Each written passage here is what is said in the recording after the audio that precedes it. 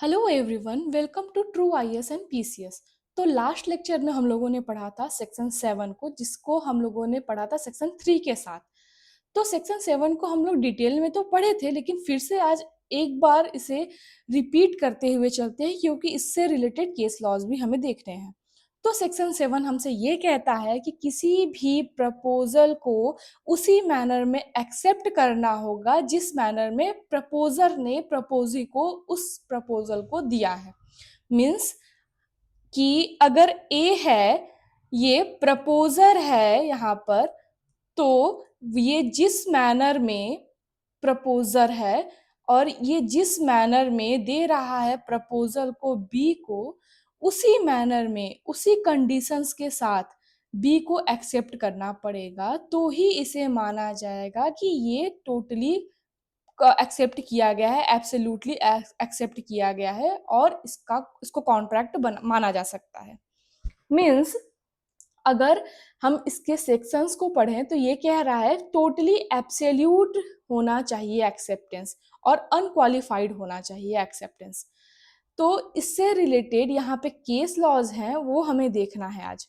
क्या कह रहा है, पहले हम ये देख लेते हैं पॉइंट कि if an offer made by offeror, कोई ऑफर जो कि दिया गया है ऑफरर के द्वारा, अगर वो एब्सोल्युटली और अनकंडीशनली एक्सेप्ट नहीं किया जा रहा है ऑफरी के द्वारा, जैसे कि दिया गया था उसी तरह एक्सेप्ट नहीं किया जा रहा है, तो वो कॉन्ट्रैक्ट नहीं माना जाएगा, वो कॉन्ट्रैक्ट माना ही नहीं जाएगा।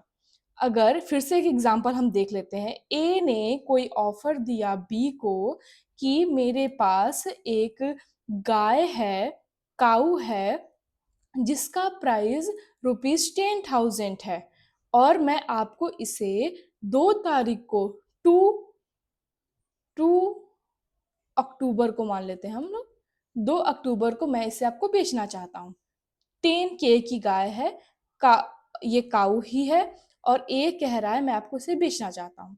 बी क्या करता है, एक्सेप्ट तो करता है, जो कि ऑफरी है इसे एक्सेप्ट तो करता है, लेकिन ये कहता है कि नहीं, हम 2 अक्टूबर को नहीं परचेस करेंगे, हम इसे परचेस करेंगे 10 अक्टूबर को। अब इसको इस मैनर में, इस ऑफर को इस मैनर में एक्सेप्ट नहीं किया गया जिस मैनर में ए ने दिया था बी को। तो जब इसे एक्सेप्ट नहीं किया गया उसी मैनर में जिस मैनर में दिया गया था, तो ये किसी भी तरह से कॉन्ट्रैक्ट नहीं माना जाएगा, क्योंकि इसने डेट चेंज किया। किसी भी तरह का चेंज अगर ऑफरी के द्वारा किया जाता है ऑफर में, तो वो एक्सेप्ट नहीं किया जाता, उसको कॉन्ट्रैक्ट नहीं माना जाता। केस देखेंगे हाइड वर्सेस रिच का, जो कि 1840 का लैंडमार्क केस है। इसमें क्या हुआ था कि द डिफेंडेंट मिस्टर रिच, ये रिच है, हमको डब्ल्यू से मान लेते हैं, डिफेंडेंट हैं ये, offer to sell the form he owned to the complainant mister Hyde, H है। इन्होंने ऑफर दिया हाइड को कि मैं अपना जो ये फार्म है एफ, इसे आपको सेल करना चाहता हूं, मैं इसे आपको सेल करना चाहता हूं, डब्ल्यू कहता है यानी रिच कहते हैं हाइड से। The offer to sell the property for rupees for pounds 1,200 pounds का, ठीक है। ये सेल करने के लिए कहते हैं कि ठीक है मैं आपको बेचूंगा और कितने में दूंगा, इतने पाउंड्स में, एक रेट डिसाइड कर देते हैं। But this was declined by mister hide, इन्होंने मना कर दिया, भाई हमें नहीं चाहिए। तो आपको ये पता है, अकॉर्डिंग टू दिस जो हम लोगों ने अभी ऊपर पढ़ के आया सेक्शन, ये खत्म हो गया, एक्सेप्टेंस नहीं माना जाएगा। लेकिन अब फिर आगे क्या होता है, the defendant decided to write the complainant with another offer, फिर से एक ऑफर दिया जाता है। ये फर्स्ट ऑफर था इनका जो कि डिक्लाइन कर दिया गया, अब ये फिर से सेकेंड ऑफर देते हैं इनको, नया ऑफर शुरू हो रहा है, इसको आप भूल जाइए, फर्स्ट ऑफर को आप भूल जाइए।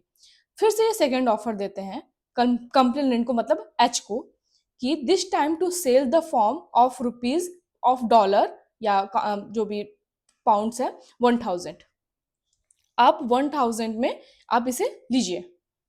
सेल करने की बात होती है किसकी, रिच की, किससे, हाइट से।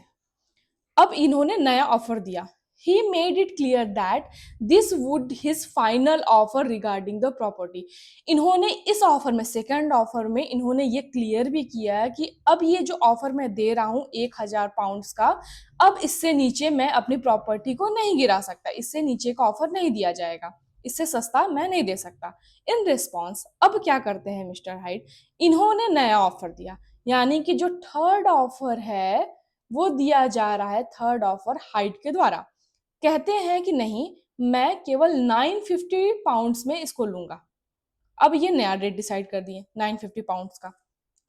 मतलब कि जैसे ही इन्होंने नया ऑफर दिया वैसे ही ये भी ऑफर रिजेक्ट हो गया। हमने क्या कहा था, जिस मैनर में कहा गया उसी मैनर में हाँ या ना में बोलना है, एक्सेप्ट करना है, या उस तरह से एक्ट करना है जिस तरह से एक्ट करने के लिए इसमें बोला गया है। तो इन्होंने उस तरह से एक्ट नहीं किया, इन्होंने नया ऑफर दिया, तीसरा ऑफर 950 का।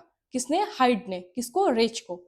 This was refused by mister Wrench. अब की बार रेच ने मना कर दिया, नहीं अब मैं नहीं लूंगा, मैं इतने में नहीं दे सकता अपनी प्रॉपर्टी। ठीक है। Rich, this was issued by Mr. Rich and he confirmed this with the complainant. Mr. Hyde then agreed to buy. अब जब इन्होंने कहा कि मैं नहीं लूंगा तो फिर भाई इतनी सारी बार्गेनिंग करने के बाद हाइड मान गया। मिस्टर जो हाइड थे वो मान गया, वो बोलते हैं ठीक है, तो फिर मैं इसे 1,000 में ही ले लेता हूँ, फाइनल हो गया। अब इन्होंने क्या किया, इन्होंने एक्सेप्टेंस कौन से ऑफर का किया है?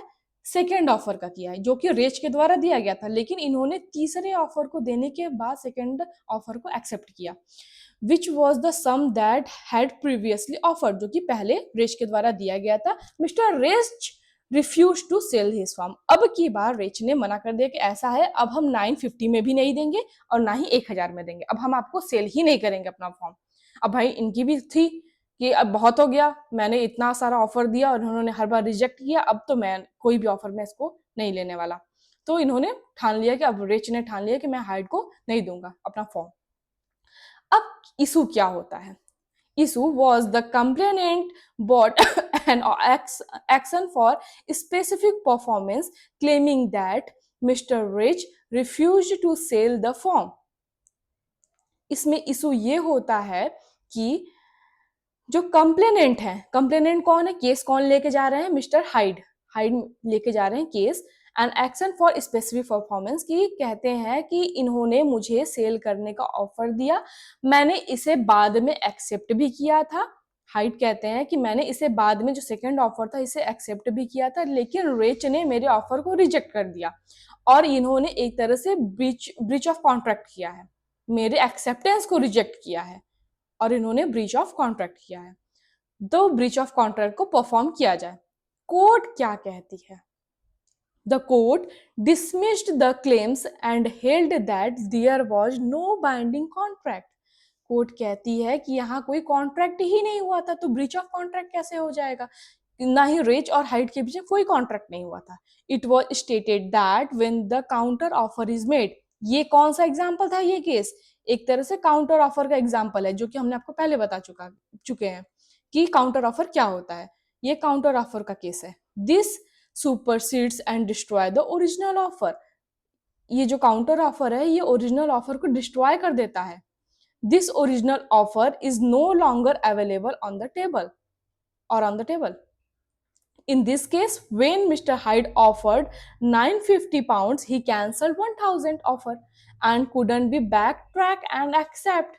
Means counter offer क्या होता है? अगर हम ये जो रेच हैं, ये अगर कोई ऑफर देते हैं, एच जो है, जो कि हाइड है, वो कहता है कि मैं इसे एक्सेप्ट नहीं करूंगा, मैं इतने में एक्सेप्ट करूंगा, तो ये क्या बन जाता है? ये काउंटर ऑफर बन जाता है।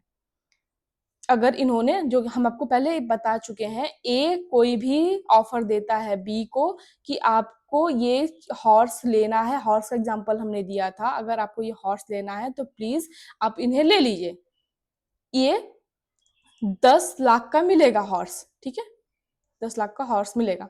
बी कहता है कि हाँ हम 10 लाख का हॉर्स लेंगे, लेकिन मैं आपका ब्लैक वाला हॉर्स लूंगा, व्हाइट वाला नहीं लूंगा। इन्होंने ए ने कहा ब्लैक हॉर्स को देने का, इन्होंने बी ने कहा नहीं मैं व्हाइट हॉर्स दूंगा। तो जैसे ही इन्होंने व्हाइट हॉर्स का नाम लिया वैसे ही ये ऑफर ही कैंसिल हो गया, पहला ऑफर कैंसिल हो गया। बस यही केस इसमें अप्लाई हुआ है। जैसे ही रिच ने इन्हें हाइड को ऑफर दिया कि आप 1000 में ले लीजिए और इन्होंने 950 का नाम लिया, उसी समय उसी मोमेंट पे ये जो ऑफर 1000 पाउंड्स का था वो कैंसिल हो गया। और जब वो कैंसिल हो गया तो बाद में भी एक्सेप्टेंस का कोई मतलब नहीं, एक्सेप्टेंस बचा ही नहीं जब ये पैसे ही कैंसिल हो गया। आप बाद में एक्सेप्ट नहीं कर सकते काउंटर ऑफर देने के बाद पुराना ऑफर, उसको नया ऑफर देना पड़ेगा।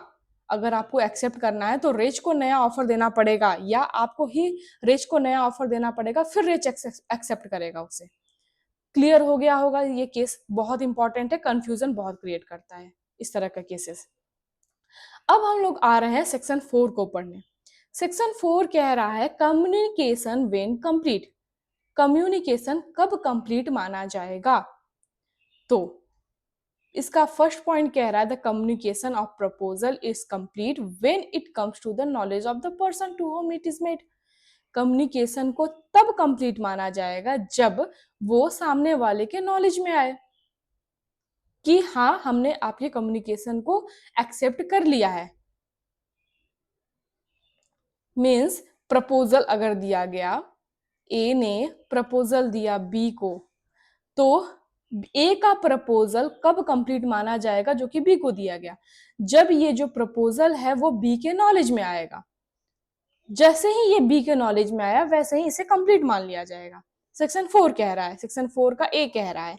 नेक्स्ट कह रहा है communication of acceptance is complete, कब कम्युनिकेशन ऑफ एक्सेप्टेंस कंप्लीट माना जाएगा। As against the proposer acceptance, मतलब यानी कि एक्सेप्टेंस किसके द्वारा किया जाएगा, अगर ऑफरर ए है तो एक्सेप्टेंस बी के द्वारा किया जाएगा, क्योंकि बी ऑफर ही है, एक्सेप्टेंस बी के द्वारा किया जाएगा। ठीक है, तो यहां क्या कह रहा है the communication of acceptance is complete as against the proposer, proposer यानी ए कब कंप्लीट होगा, when it is put in course of transmission to him so as to be out of power of acceptor as against the acceptor when it comes to the knowledge of the proposer।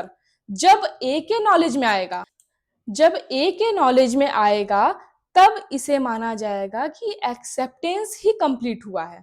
जब B अगर accept करता है इसे और ए के knowledge में आता है, बी कहता है कि हाँ अब मैं एक्सेप्ट कर रहा हूं, ए से कह रहा है कि हाँ मैं एक्सेप्ट करता हूं, तो माना जाएगा कि हाँ एक्सेप्टेंस कंप्लीट हुआ। जब ए ने प्रपोजल दिया, बी के नॉलेज में गया तो प्रपोजल कंप्लीट माना गया। बी ने एक्सेप्ट किया इस प्रपोजल को और ए के नॉलेज में आया तो फिर एक्सेप्टेंस को कंप्लीट माना गया। नेक्स्ट क्या कह रहा है, ये रिवोकेशन के बारे में कह रहा है। तो रिवोकेशन के बारे में हम लोग रिवोकेशन के टॉपिक्स में पढ़ेंगे कि रिवोकेशन कब कंप्लीट होता है। ठीक है, अभी हम एक्सेप्टेंस और प्रपोजल पे बने रहेंगे। ठीक है, इलस्ट्रेशन से समझते हैं कि इलस्ट्रेशंस क्या कह रहे हैं इसके। A proposes by letter to sell a house to B, A ने प्रपोजल दिया किससे, लेटर के द्वारा। किसके द्वारा, यहां अब ये भी मैटर करता है कि किसके द्वारा प्रपोजल दिया जा रहा है, किसके द्वारा प्रपोजल दिया जा रहा है। हम फोन पे प्रपोजल दे रहे हैं या लेटर पे प्रपोजल दे रहे हैं या टेलीग्राम पे प्रपोजल दे रहे हैं या ईमेल पे प्रपोजल दे रहे हैं, किस चीज से प्रपोजल दे रहे हैं। क्या कह रहा है यहाँ पे, इसने लेटर से प्रपोजल दिया, किस बात का, to sell a house to be, ये अपना घर बेचना चाहता है बी को। कैसे प्रपोजल दिया, लेटर के थ्रू प्रपोजल दिया, ये यहाँ मार्केबल है। किस, कोई एक सर्टेन प्राइस बताए, इतने प्राइस में मैं आपको बेचना चाहता हूं घर। The communication of proposal is complete when B receives the letter, जैसे ही बी रिसीव किया उस लेटर को उसी समय ये प्रपोजल मान लिया जाएगा कि कंप्लीट हो गया, कम्युनिकेशन कंप्लीट हो गया। अब यहाँ प्रॉब्लम कहाँ आती है, क्वेश्चंस कहाँ फंस जाते हैं। क्वेश्चन अगर इस तरह का दे दे कि ए ने लेटर दिया बी को, तो जिस समय ए ने लेटर डाला लेटर बॉक्स में, लेटर बॉक्स में डालेगा लेटर तब वो बी तक पहुंचेगा, तो क्या उसी समय प्रपोजल कंप्लीट हो गया, तो नहीं।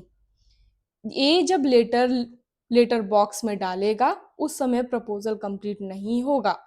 कब कंप्लीट होगा?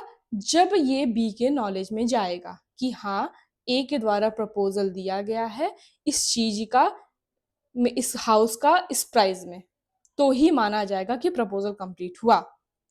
ठीक है, जब उसके पास लेटर रिसीव होगा। अब नेक्स्ट बी कह रहा है, B accept as proposal by letter.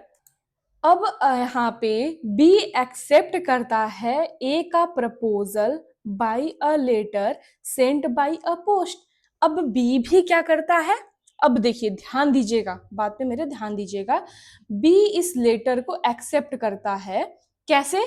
कैसे तरीका? ये भी लेटर ही भेजता है ए को, ये भी ए को लेटर भेजता है पोस्ट से। The communication of acceptance is complete, तब कंप्लीट होगा ए के अगेंस्ट में जब लेटर पोस्ट किया गया है against B, when the letter is received by A. जब लेटर पोस्ट किया गया है बी के द्वारा, तब माना जाएगा कि लेटर को एक्सेप्ट किया गया है, लेटर को एक्सेप्ट कर लिया गया है बी के द्वारा। मीन्स एक्सेप्टेंस कब कंप्लीट हो रहा है? जब लेटर को लेटर बॉक्स में डाला गया। जब लेटर को लेटर बॉक्स में डाला गया तब एक्सेप्टेंस कंप्लीट हुआ। लेकिन प्रपोजल कब कंप्लीट हो रहा है? जब लेटर बी के हाथ में आएगा, जब बी के नॉलेज में आएगा, तब माना जाएगा कि प्रपोजल कंप्लीट हुआ। एक्सेप्टेंस कब कंप्लीट होगा? जब लेटर को डाला जाएगा लेटर बॉक्स में, उसी समय ही कंप्लीट हो जाएगा एक्सेप्टेंस। अभी ये रिवोकेशन का है सेक्शन, इलस्ट्रेशन, तो इससे अभी नहीं देखेंगे, इसे देखेंगे जब रिवोकेशन हम लोग पढ़ेंगे। ठीक है, तो यहां तक समझ में आया कब प्रपोजल कंप्लीट हो रहा है और कब एक्सेप्टेंस कंप्लीट हो रहा है। ये दोनों बहुत कंफ्यूजन क्रिएट करते हैं। अब इसका कुछ एग्जाम्पल्स देखेंगे, एग्जाम्पल से समझेंगे। इलस्ट्रेशन देखा हम लोगों ने, अब एग्जाम्पल्स देखते हैं कि क्या कह रहा है, कब कंप्लीट होगा कोई भी एक्सेप्टेंस प्रपोजल, कब कंप्लीट माना जाएगा। कॉन्ट्रैक्ट वेन कंप्लीट, कॉन्ट्रैक्ट कब कंप्लीट माना जाएगा? तो देखिए यहाँ दो पॉइंट हैं, बाय पोस्ट और बाय इंस्टेंट कम्युनिकेशन।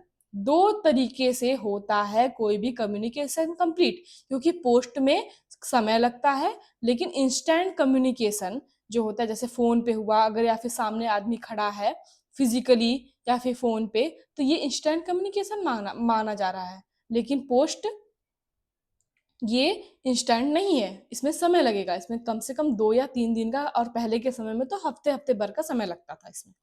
ठीक है, तो when acceptance is posted by post, जब एक्सेप्टेंस पोस्ट किया गया पोस्ट के द्वारा, acceptance is posted when acceptance is received. ठीक है, अब एग्जाम्पल देखिए, एग्जाम्पल ध्यान से देखिएगा, बिल्कुल ध्यान से। एग्जाम्पल से ही ऐसे टॉपिक समझ में आते हैं, और ऐसे टॉपिक्स में एग्जाम्पल्स का ही क्वेश्चंस बन के आते हैं। क्या कह रहा है? A sent a letter to B as an offer on 5 October. तो यहाँ पे पहले हम ए बना देते हैं भाई, और इनको बी बना देते हैं। ए एक लेटर भेजता है बी को, लेटर भेज रहा है, इसका मतलब कौन सा है ये बाई पोस्ट वाला है। ठीक है, example, A sent a letter to B, यहाँ अलग रूल अप्लाई होगा और यहाँ अलग रूल अप्लाई होगा, इसलिए इसे दो पार्ट में डिवाइड किया गया है, इंस्टेंट और पोस्ट को। A sent a letter to B, A भेजता है एक लेटर बी को एज एन ऑफर, ऑफर देने के लिए।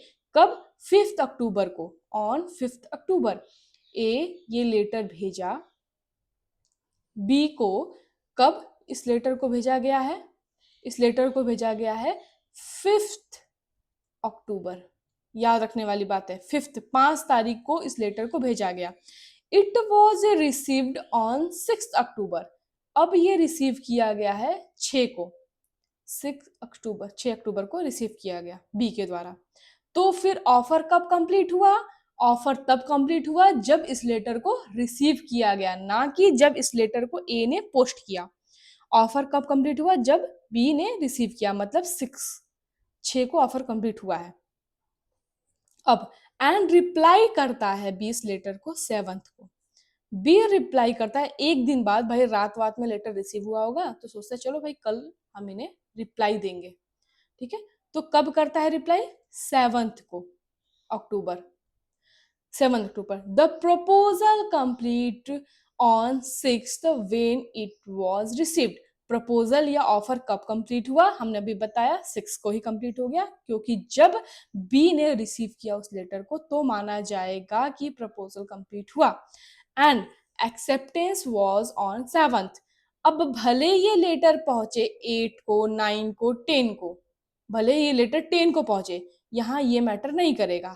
एक्सेप्टेंस कब कंप्लीट माना जाएगा? जैसे ही बी ने उस लेटर को अब पोस्ट ऑफिस में डाला, उसी समय माना जाएगा कि एक्सेप्टेंस कंप्लीट हो गया, वैसे ही कंप्लीट मान लिया जाएगा। अगर बी लेटर लिखता है कि हाँ एक्सेप्ट कर रहे हैं, जाता है पोस्ट ऑफिस तक और वो नहीं डालता, तो एक्सेप्टेंस नहीं माना जाएगा। अब पोस्ट ऑफिस में जब उसने डाल दिया उस लेटर को तो एक्सेप्टेंस कंप्लीट मान लिया जाएगा, कंप्लीट हो गया। अब वो लेटर भले ही कभी भी पहुंचे, कभी भी पहुंचे ए के पास, तो एक्सेप्टेंस कंप्लीट मान लिया गया, ठीक है। तो ये समझ में आ गया कि कब प्रपोजल और कब एक्सेप्टेंस कंप्लीट होगा। अब इससे रिलेटेड एक केस लॉज भी हम लोग देखेंगे। ये केस लॉज तो लोगों को समझ में ही नहीं आता है कि ये भाई क्या है एक्सेप्टेंस और प्रपोजल केस लॉ, क्योंकि एक्सेप्टेंस और प्रपोजल का कॉन्सेप्ट क्लियर नहीं हो पाता कि कब एक्सेप्ट किया गया और कब प्रपोजल दिया गया, कब प्रपोजल कंप्लीट हुआ, कंप्लीट कब हुआ ये समझ में नहीं आ पाता, ठीक है।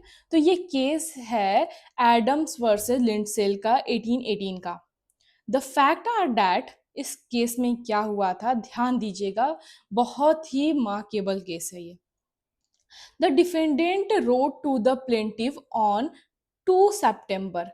जो डिफेंडेंट है उसने एक लेटर लिखा, कब? 2 सितंबर को। हम इन्हें मानते हैं डिफेंडेंट ए को और इन्हें मानते हैं प्लेंटिफ बी को।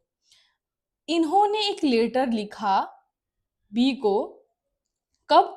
2 सितंबर, ठीक है, 2 तारीख को लेटर लिखा, offering to sell them some wool and requested that the plaintiff reply in course of post. और ये माना कि प्लेंटिफ रिप्लाई कर देगा जल्दी से जल्दी, जो भी उनका कोर्स रहा हो। The letter which contained the offer was wrongly addressed and therefore plaintiff didn't receive it until 5th September। 5 तारीख भी बीत गया, उस पे पोस्ट पे लिखा था कि 5 तारीख तक इस लेटर पहुंच जाएगा। इनके दिमाग में ये था कि 5 तारीख तक इसके पास लेटर चला जाएगा।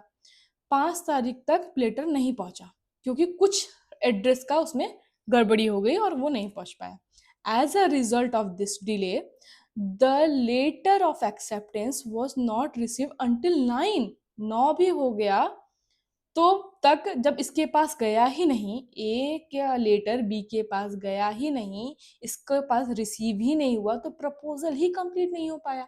और जब तक प्रपोजल ही नहीं हो पाएगा तो एक्सेप्टेंस तो दूर की बात है, एक्सेप्टेंस भी नहीं कंप्लीट हो गया। 9 तारीख हो गया भाई यहाँ पे।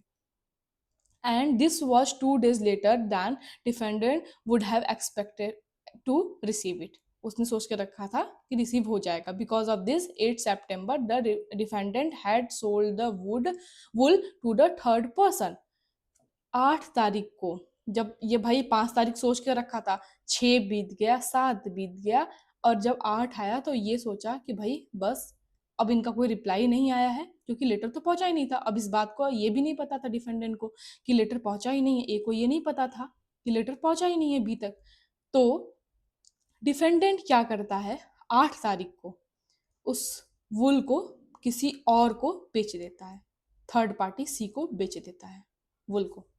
अब यहाँ क्या होता है, the question for the court was whether a contract of sale had been entered into before 8 September when the wool was sold to the third party।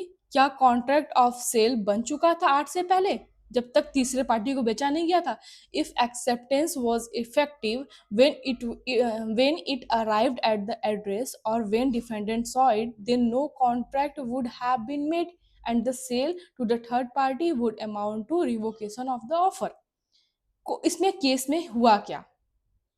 Case में क्या होता है, court held that offer had been accepted as soon as the letter has been posted. जिस समय letter को post किया गया, the court held that the offer had been accepted as soon as the letter had been posted. Thus, in this case, there was indeed a contract in existence between the sale of the wool to the third party, even though the letter had not actually been received by defendant. जबकि letter पहुंचा ही नहीं था defendant के पास. The defendant was therefore liable in breach of contract. और defendant को liable कराया जाता है ब्रीच ऑफ कॉन्ट्रैक्ट को लेकर के इस केस में. तो इस केस में क्या हुआ है, जरा ध्यान दीजिएगा, बहुत बहुत बारीकी वाली केस है ये. जब इस ए ने लेटर लिखा बी को 2 सितंबर को, इस ए ने 2 सितंबर को लेटर लिखा बी को कि मैं आपको वूल सेंड करना चाहता हूँ, वूल सेल करना चाहता हूँ. अब बी के पास ये लेटर पहुंचने वाला था 5 तारीख तक का. अभी तक तो हम लोगों ने यही जान के रखा है कि बी के पास वो लेटर पहुंचने वाला था 5 तारीख तक का. लेकिन ये लेटर बी के पास 5 को नहीं पहुंचता है और इसमें डिले हो जाता है लेटर में. ठीक है. और अगर ये एक्सेप्ट करता बी, एक्सेप्ट जब ये 5 को नहीं पहुंचा लेटर और ये डिले हुआ, तो फिर धीरे धीरे समय बीतता गया और 9 तारीख को 9 सितंबर को ये जो वूल था इसने ए ने सी को सेल कर दिया, सी को सेल कर दिया 9 सितंबर को. हुआ ये गड़बड़ी यहाँ ये हो गई थी कि इसके पास लेटर 5 को ना पहुंच करके बाद में पहुंचा और बी ने उस लेटर का रिप्लाई दिया जब, तो वो लेटर का रिप्लाई आया, सॉरी इसने 8 को सेल किया था ना, because 8 September the defendant had sold the wood to the 8 सितंबर को ही सेल कर दिया. बी का जो एक्सेप्टेंस का रिप्लाई आया था ए के पास कि हाँ मैं एक्सेप्ट कर रहा हूँ, बाद में आया, वो लेट हो गया था आने में बी के पास.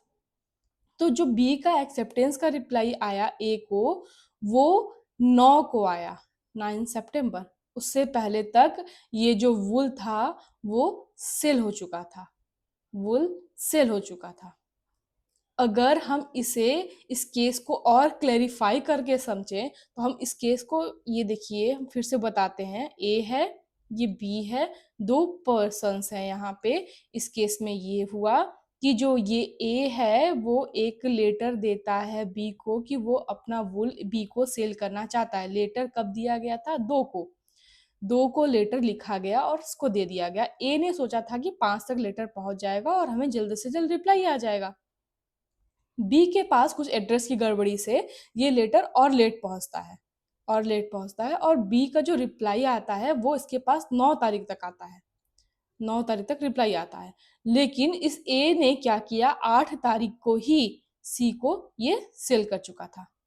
अब यहाँ प्रॉब्लम ये हुआ कि एक्सेप्टेंस तब माना जाता है जब बी ने लेटर डाला होगा पोस्ट ऑफिस में.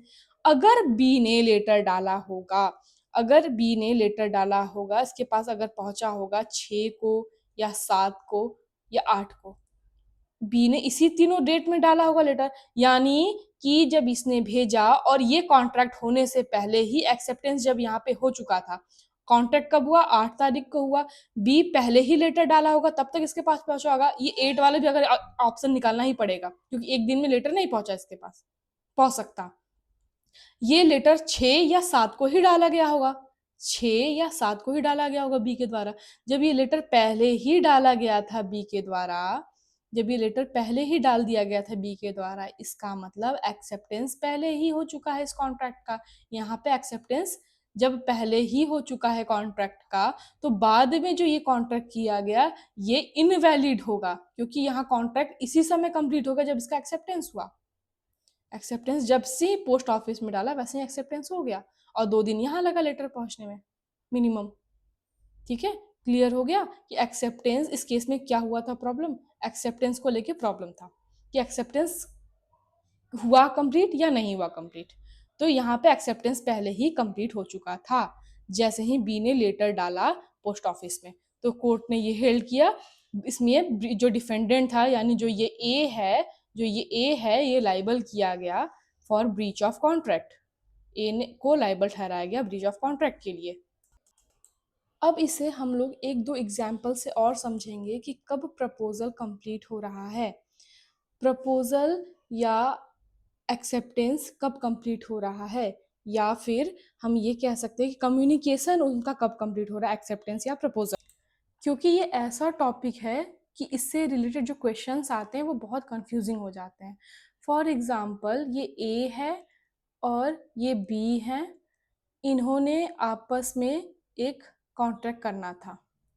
ए ने एक लेटर लिखा 29 दिसंबर को, 29 दिसंबर को एक लेटर लिखा ए ने। बी के पास वो लेटर पहुंचा है 1 जैन को। बी के पास वो लेटर पहुंचा 1 जैन को। ये 1 जैन को इसके पास ये लेटर पहुंचा।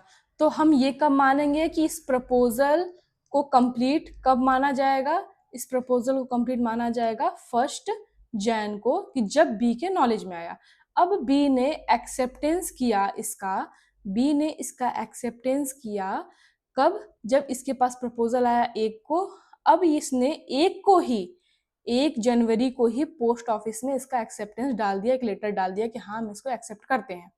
तो जब 1 तारीख को ये डाला और इसके पास पहुंचा ये 4 तारीख को, 4 जनवरी को। अब जब इसके पास ए के पास ये 4 जनवरी को पहुंचा है एक्सेप्टेंस लेटर, तो हम कब मानेंगे कि एक्सेप्टेंस कब कंप्लीट हुआ? हम एक्सेप्टेंस मानेंगे कि ये कंप्लीट हुआ है 1 जैन को ही, क्योंकि ये जो लेटर है ये लेटर बॉक्स में डाल दिया था 1 जैन को ही। तो फिर एक्सेप्टेंस इसका 1 जनवरी को ही माना जाएगा। प्रपोजल एंड एक्सेप्टेंस, ये कंफ्यूजन क्रिएट करता है बार बार। हम आपको फिर से क्वेश्चन देते हैं, आप इसका आंसर जरूर बताइएगा और कमेंट बॉक्स में। ए है और बी है। ए ने एक लेटर लिखा, ए ने एक लेटर लिखा बी को प्रपोजल के लिए ऑन 22 को। 22 को एक लेटर लिखा गया जो बी के पास पहुंचा 25 को। 25 को बी के पास पहुंचा। बी ने उस लेटर का रिप्लाई दिया 28 को। बी ने उस लेटर का रिप्लाई 28 को दिया और ये ए के पास पहुंचा फर्स्ट को। अब हमें ये बताइए कि प्रपोजल और इस प्रपोजल का एक्सेप्टेंस कब कंप्लीट माना जाएगा? हमें प्लीज कमेंट सेक्शन में आप लोग जरूर बताइएगा कि इसमें प्रपोजल कब कंप्लीट हुआ है और एक्सेप्टेंस कब कंप्लीट हुआ है। ओके, ये क्वेश्चंस बहुत कंफ्यूजन क्रिएट करते हैं अगर कहीं आ जाता है तो, क्योंकि इतना टाइम नहीं होता कि हमने जल्दी सोच सके। तो दोस्तों हम इससे रिलेटेड और सारे केस लॉज देखेंगे नेक्स्ट लेक्चर में। ठीक है, आप हमें कमेंट सेक्शन में बताइएगा इस क्वेश्चन का आंसर और आपको हमारा लेक्चर कैसा लगा। Thank you very much. और दोस्तों अगर आप इस पीडीएफ को परचेज करना चाहते हैं तो आप इस क्यूआर कोड को स्कैन करके इस पीडीएफ को परचेज कर सकते हैं, जो कि सिर्फ 21 रुपए का है। और इस कोर्स से रिलेटेड कोई भी जानकारी आपको चाहिए तो आप इस नंबर पे कॉल या मैसेज कर सकते हैं। Thank you very much.